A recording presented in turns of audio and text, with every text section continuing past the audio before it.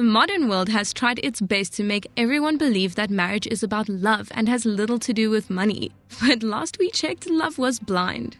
And no, this video is not to encourage people to get married for financial benefits. It's about why you should put love and emotions aside and heads over heels look into the economics of marriage. The earliest recorded evidence of marriage dates back to 2350 BC in Mesopotamia. People throughout history have married for various reasons, including social, legal, emotional, libidinal, religious, as well as financial.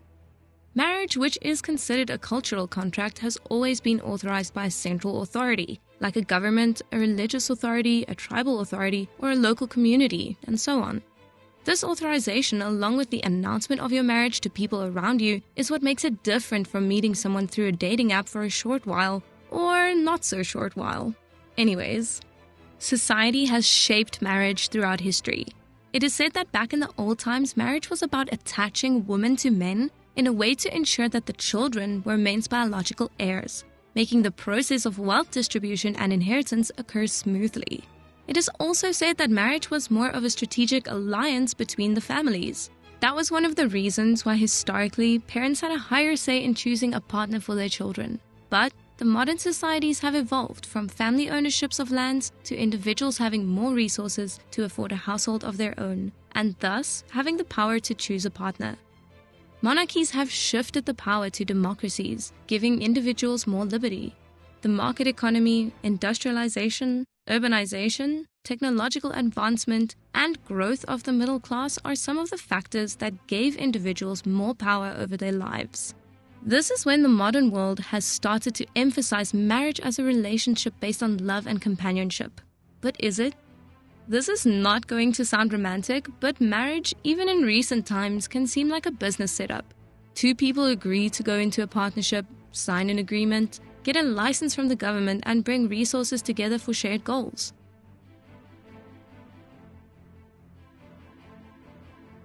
Who is available, who marries who, and who is potentially suitable makes the whole thing look like a market.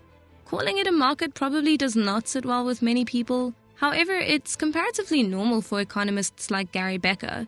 He emphasized that it may not look like an organized market, like a stock market or a bazaar in the Middle East, but it's a market nevertheless, considering people are constantly looking to find a suitable mate and not everybody can marry the same person they desire.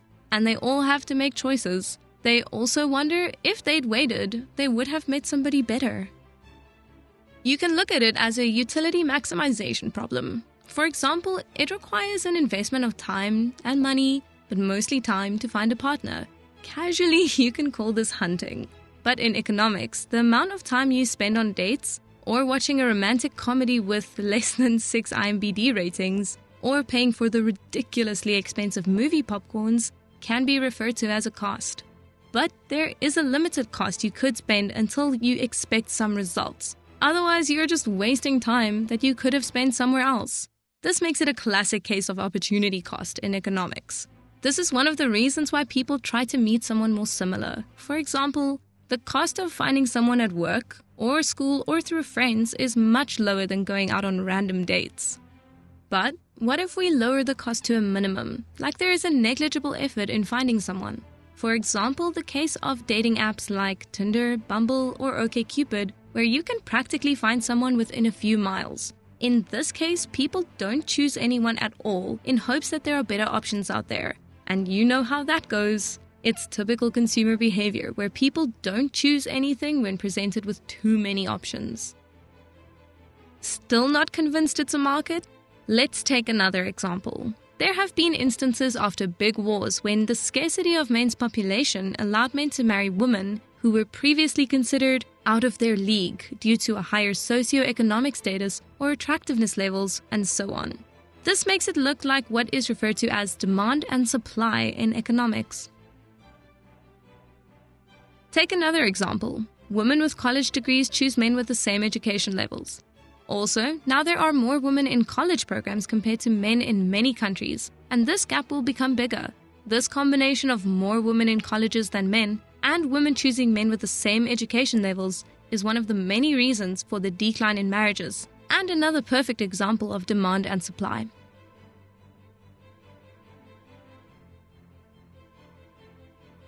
If marriage gradually becomes obsolete in the future and more people choose to stay single, maybe it's a great time to invest in the cat food industry.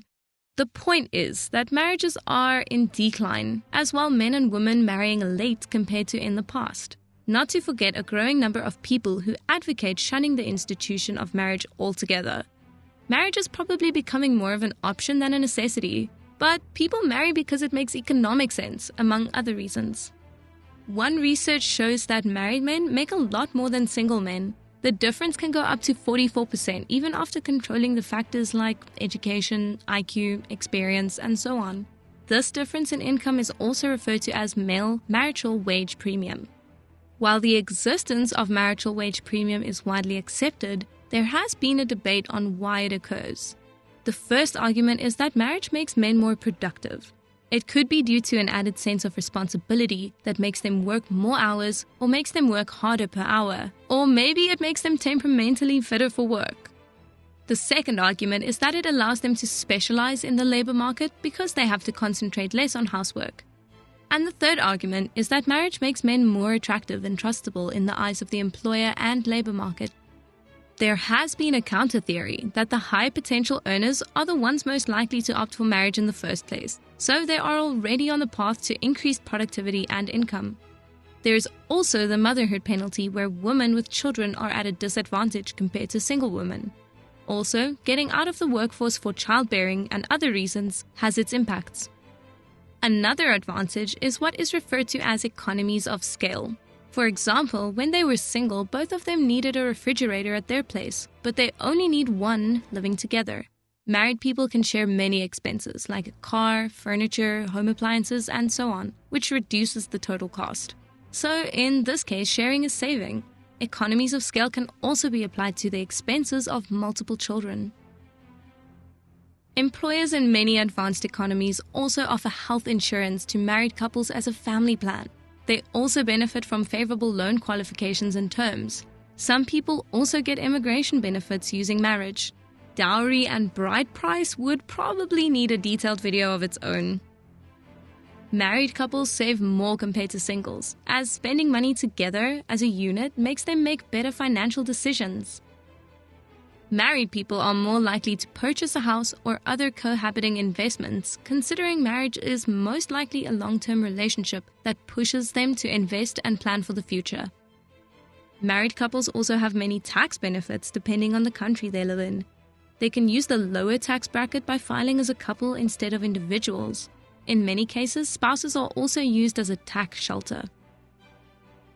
Who stays home and who goes out for work has become a debate in recent times. Conventionally, it was done in a way that whoever had a better chance of earning higher should go out for work while the other partner stayed home. But this gives unnecessary power to one partner over the other. Who controls income controls the outcome in many ways. As societies are becoming more egalitarian, there has been a push towards two-earner families. The need to stay home for chores has also diminished over time, as there is a specialist out there for everything, offering their services at a much cheaper cost thanks to capitalism. But the marriages in which the wife earns more than her husband are more unhappy than in the opposite scenario.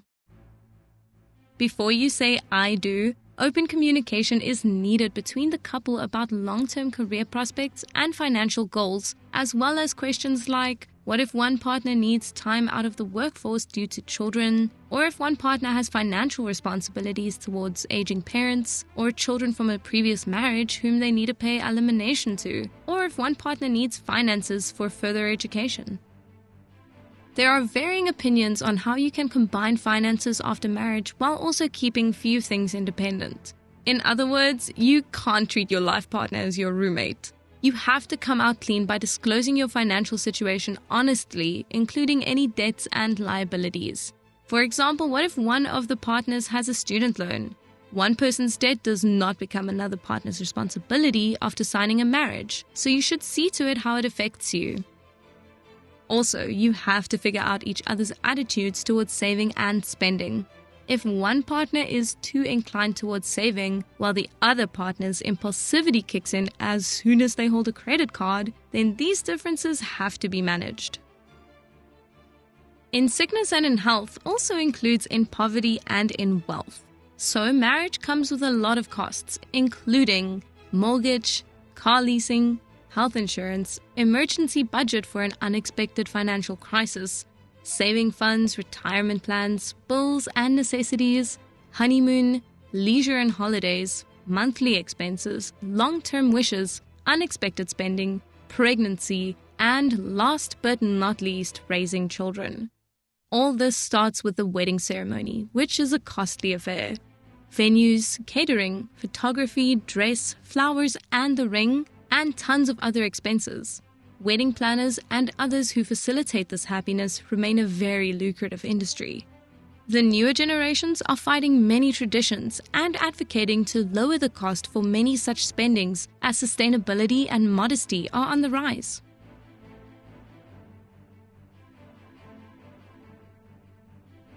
The leading cause of divorce is marriage, and it's an expensive ordeal. Divorces also have a severe impact on people's economic conditions. If the marriage breaks up, who would walk away with what? Who owns what? And this question probably has no right answers. Some countries where you are entitled to have half of your spouse's assets are dependent on factors like length of the marriage, age of the partners, future earning capacity, and financial or non-financial contribution during the marriage. The final decision is at the discretion of the judges, with lawyers the only people who walk out happy out of the courtroom. Divorce cases where high-income earners are involved often draw huge debate.